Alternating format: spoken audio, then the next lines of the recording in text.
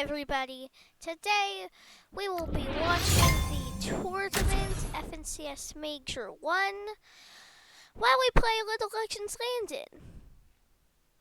So let's see if we can win around the Legends Landing, and let's see who will win FNCS Major 1.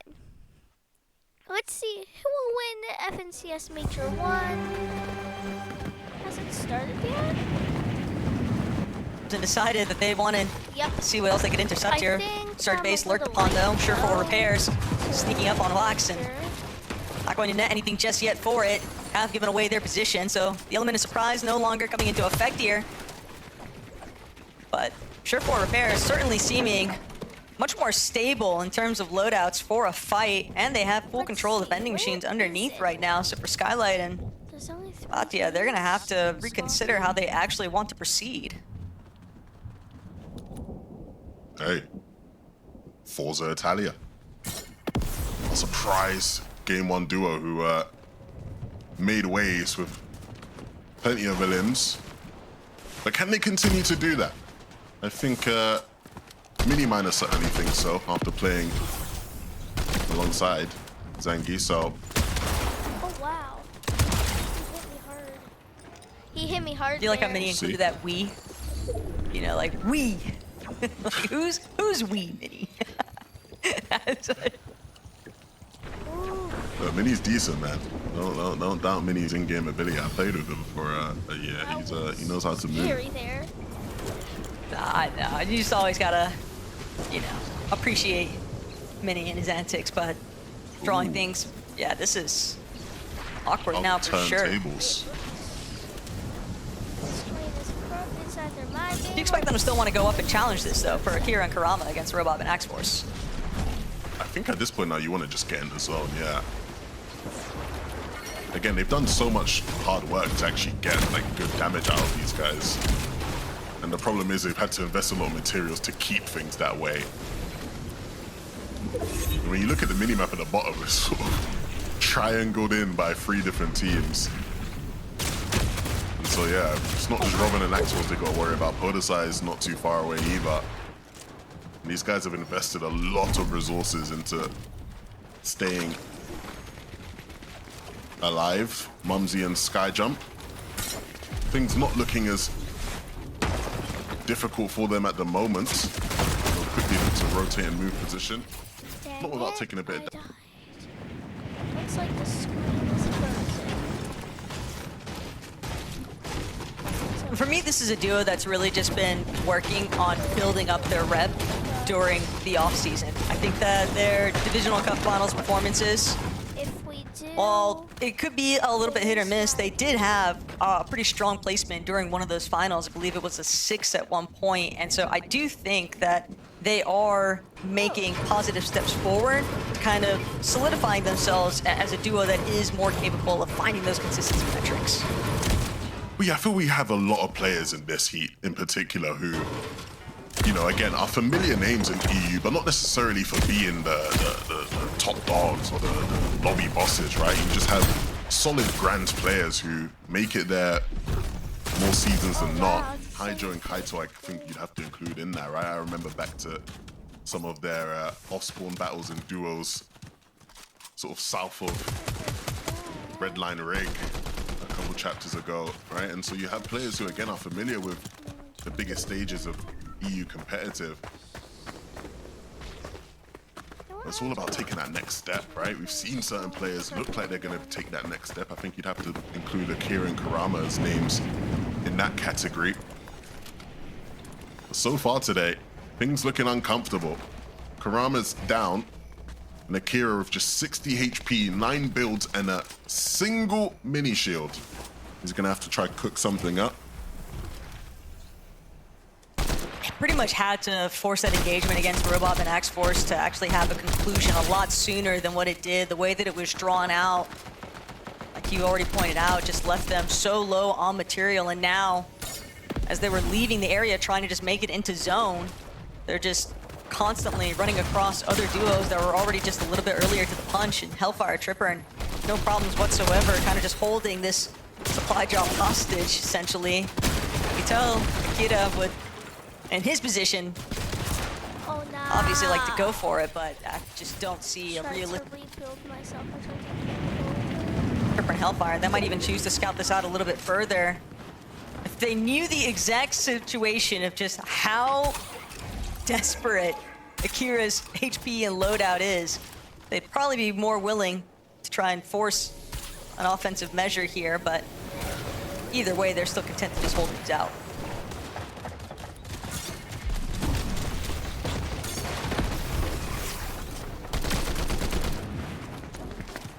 Geras and Sined, a team that I think definitely fits the criteria of what I was describing before, right? Again, experienced EU finals players. Moneymaker for Nyan, again, in that category. Axels and Roban, another one of those teams where they've played in so many finals. Getting through this heat stage is something that they'll be familiar with. But when you have so many teams that fall into that category, one slip up and you can be out of the running. They're looking very strong right now, though. Handful of Flowberry Mist Grenades, Overdrive Grenades, maxed out, Chug Jugs, max splashes. F9 also desperately trying to fly into the box and nearly gets the better end of X-Force, but isn't able to find the shots that he needs. Will still draw his shields incredibly low, and that will force Zengi and Belusi's hand. They want to try and apply some third-party tags in to that fight that just took place, but X-Force, one more time, more than enough loot to replenish those shields. And a little bit more surge damage to the tally. Zengi and Belusi, though, are doing an excellent job at staying above the res, 594 even, and just holding this edge of zone nicely, just really keeping tabs on the outskirts. They're going to be able to really shut down anyone that's looking to rotate from that east side of zone. Yeah, great position for these guys. Again, looking at the setup, this could potentially be another really solid game, and the kind of game that actually just secures them a spot on consistency, right? We've been sort of looking and teetering around that 135 point mark on average across the different heats as a sort of safety point for being able to qualify. They can have another game like their first. They'll be well on their way to being comfortable.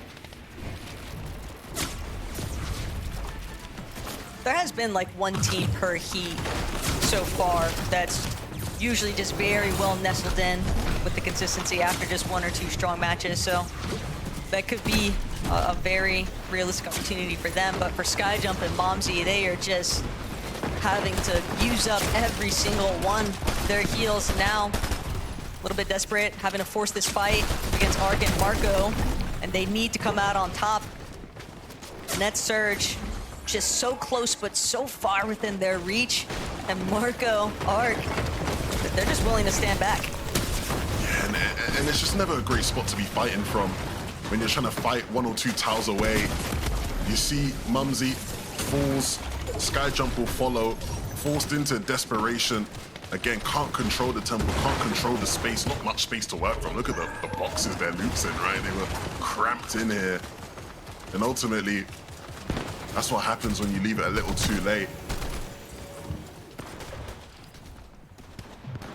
You're seeing some of these teams just kind of getting forced to make a play as these surge ticks batter away at some of these HP bars. But Chap, Flixie, I know in the last match they had to do quite the trek to make it towards zone, and that definitely left them worse for wear. But now, sitting a bit comfortable, 247 above.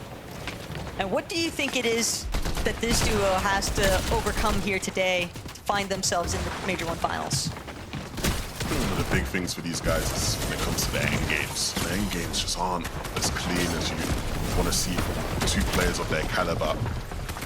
That comes down to, again, making sure they actually are going into end games with enough loot, ready to play for height if they want to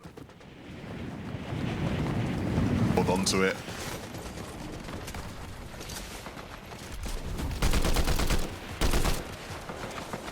Impressed with the fact that King has managed to avoid so much of the locked focus, but it was only temporary. This is a very difficult way to rotate. But this is the problem as well, right? When you're going to use the fist like that, this is just, you know, basic Fortnite. The first guy is always going to get away with the rotate, right? It's always the second player that has to worry, and so you can't just follow the rotation one for one. It's never going to work. Been to where Pablo and Chino of all teams are at, but they'll continue to just keep their pacing ahead of the rest of the lobby here. Chap Flixie also looking to be right alongside in tow, a little bit further north from them, but for Pablo and Chino, it's all about maintaining that front side. We'll look back to where things might have gone right or wrong, and it does appear as though King was able to get an assist there to bring down Jasky. I like that, the surprise element. Is it a good yeah, replay or a bad like replay? Find out. The next game of FNCS. Buys them a little bit of time at least. Yeah, no, it's, you know, I'm sure it's a fun game for people to play along at home. But Hydro and Kaito, I do worry about what this endgame looks like for them. Again, good on Surge, but we know these guys like to play for height. The materials aren't looking too strong though. Dharm and Deemish looking a lot stronger than what we saw from them last game, at least after picking that refresh up. The elevation that is being played and toyed with here is going to be super fun. Sky and Stroll smack bang in the middle of things, and that doesn't surprise me too much. We'll see where they stack up as the lobby continues to get smaller and smaller. But for Zangi, he's had quite a run of it so far already. 1,002 above damage threshold, 3 eliminations as well. Haste and Pengi currently holding down the bulk of high ground, but could just be a temporary feature. We know just how rapidly I can switch up here in these shifting elevation points on the mountains. Fordoxy as a solo, though, will have to get the job done himself. Just how many placement points can he secure? Last time they just barely made it in.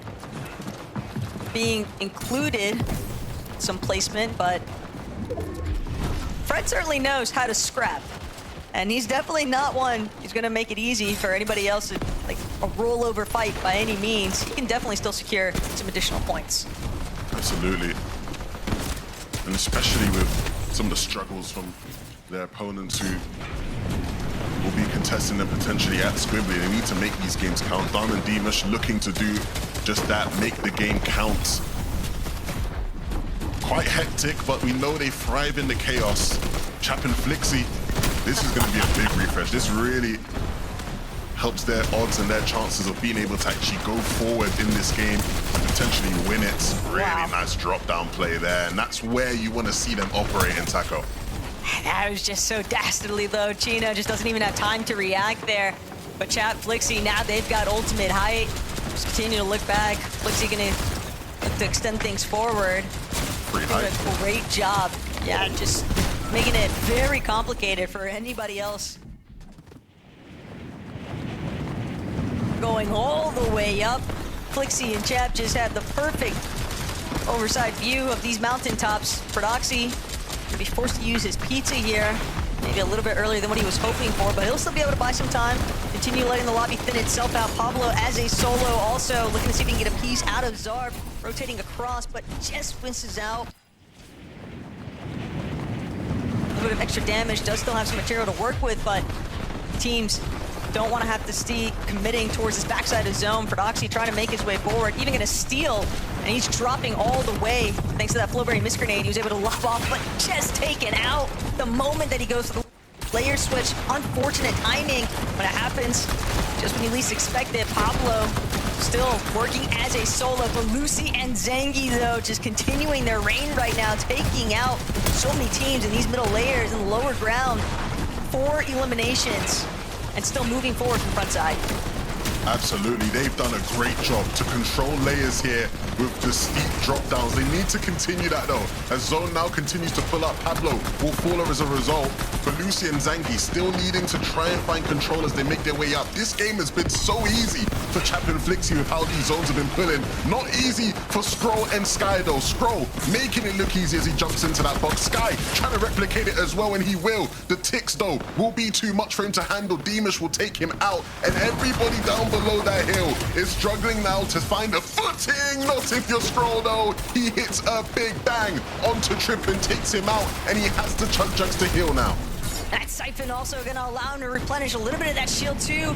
Straight up with the overdrive grenade. Zar, Finchek struggling just in front of him, but Scroll, he's gonna be able to steal that away. Siphon materials all going to his favor. Doesn't have the Siphon itself though, not his actual elimination, but Darm, Deemish challenging height. Chat, Felixi looking to stay strong. Darm has fallen. Deemish still hoping to see if he can pull through, but his vision just so obscured, he'll be forced to drop to ultimate low. Chap and Flixi have held on, and it seems like this game is truly in their grasp. All they have to do is close things out. Podesai, Asa incredibly low, dealing with the likes of Deemish underneath them too. Chap, Flixi just continuing to extend from overhead. But the moment that Deemish goes up, he's going to be spotted out. Chap and Felixi, everyone was wondering when they were going to bring it home, when we were going to see this duo truly ascend to the performance that we know they are capable of. And Deemish on his last legs. It feels like a victory lap at this point for Chap and Felixi, and finally they'll secure the elimination that takes them to the Major 1 Grand Finals. Perfectly put. These two have showed everybody that they are the real deal. They are ready for whatever you put in front of them next weekend. Chap and Flixi, they do not want to miss out on a chance for the home fans in Dusseldorf to cheer them on. I want to see even more performances like that from them next weekend, which they have secured a spot to after that impressive win. Frankie and the Desk break it all down. Thank you so much. These guys proving they are a cut above most of the teams in the lobby. Chap and Flixi, they didn't have the best zone in the first game, but they were able to capitalize on that frigid fortress zone, Takata. Yeah, they did it when it mattered most. As Taka was saying, Flixi, best performance from a German player in 2025. The expectations for this duo were very high, and they weren't quite meeting them in Div Cups. They were doing well, but not meeting those expectations. Now here in FNCS, you said it yourself, Frankie, unlucky first. The zone pulled to the opposite side of the map, but once they got zone, they did not waste any time to capitalize on that. Took out Chino first to get a quick refresh, and to be fair, Mini, they did get good zones when they were holding on to height. All the players down below, it was tough for them. Yeah, what they did really well was as soon as that 9th zone switched to actually turn for them in terms of their favor, they could actually turn around and then claim all of that space, and they took no... So, I think What's most important about this season in particular is... But yeah, see you in the next one. Bye.